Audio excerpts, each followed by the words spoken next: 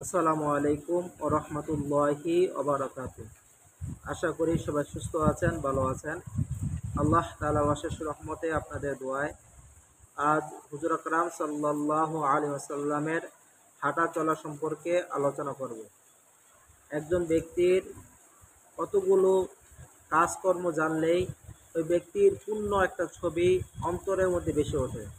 যদি কোনো ব্যক্তির হাঁটা চলা, কথা বলা, আচার ব্যবহার, চাল চলন, হাসি কান্না সম্পর্কে আপনার ধারণা হয় বা আপনি ভালোভাবে পরিচয় বুঝতে পারেন, তাহলে যখন আপনি চোখ বন্ধ করবেন দেখবেন ওই ব্যক্তির অবয়, ওই ব্যক্তির চেহারা আপনার মস্তিষ্কে, আপনার হৃদয়ে ফুটে উঠবে।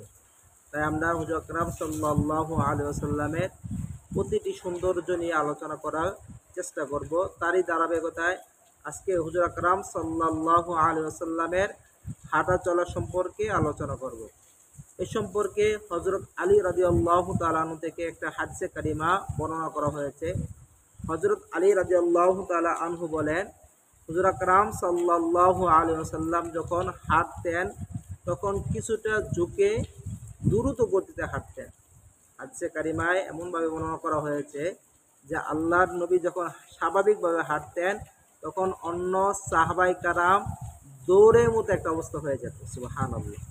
অর্থাৎ আল্লাহ রাব্বুল আলামিন তার প্যারা হাবিব সাল্লাল্লাহু আলাইহি সাল্লামের জন্য দুনিয়াটাকে এমন সুন্দর করে অবয় করেছেন, সৃষ্টি করেছেন যে আল্লাহ নবী হাঁটতেন স্বাভাবিক গতিতে, জমিনকে ছোট করে দেওয়া হতো যাতে করে আল্লাহ নবী রাস্তাটা সহজ হয়ে যায়, ছোট হয়ে যায়। আর অন্য সাহাবাই কারাম দৌড়ে দৌড়ে আল্লাহ নবীকে ধরার চেষ্টা করতেন। অপর এক হাদিসে কারিমার মধ্যে এসেছেন, আল্লাহ নবী একদিন ঘর থেকে বাইর হলেন, এমন সময় এক সাহাবী এসে জিজ্ঞাসা করলেন নবী করিম সাল্লাল্লাহু আলাইহি ওয়াসাল্লাম সম্পর্কে। তখন আল্লাহ নবীর প্রস্থানের খবর, আল্লাহ নবী চলে যাওয়ার খবর যখন বলা হলো, তখন ওই সাহাবী রাস্তা ধরে আল্লাহ নবী সুগেরা নিতে নিতে সেখানে চলে গেলেন। অর্থাৎ এ থেকে বোঝা যায় আল্লাহ নবী হুজুর আকরাম সাল্লাল্লাহু আলাইহি ওয়াসাল্লাম যে রাস্তা দিয়ে যেতেন ওই রাস্তার মধ্যে ঘেরান খুশবু ছড়িয়ে যেত, যে একজন ব্যক্তি অনেকক্ষণ পরে আসলে বুঝতে পারতেন যে এই রাস্তা দিয়ে হুজুর আকরাম সাল্লাল্লাহু আলাইহি ওয়াসাল্লাম কিছুক্ষণের মধ্যেই আগমন করেছে বা চলে গেছেন। তাই আমরা হুজুর আকরাম সাল্লাল্লাহু আলাইহি ওয়াসাল্লামের সুমহান চরিত্র জেনে, হুজুর আকরাম সাল্লাল্লাহু আলাইহি ওয়াসাল্লামের সৌন্দর্য জেনে সে অনুযায়ী আমল এবং বিশ্বাস রাখার তৌফিক দান করুক।